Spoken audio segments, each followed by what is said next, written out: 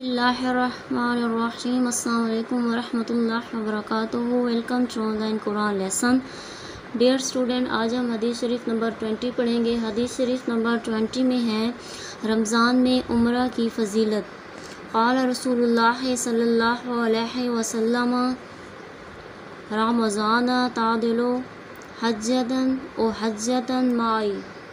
ترجمہ ہے، رسول اللہ صلی اللہ علیہ وسلم نے فرمایا، رمضان شریف میں عمرہ کرنے کا ثواب حج کے برابر ہے یا میرے ساتھ حج کرنے کے برابر ہے. سبحان اللہ.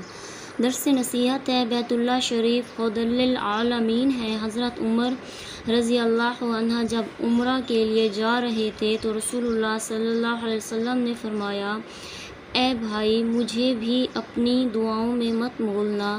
صبح و شام جو فرشتے آسمانوں سے اترتے ہیں تو پہلے بیت اللہ شریف کا طواف کرتے ہیں، پھر اپنی اپنی خدمات میں مصروف ہو جاتے ہیں.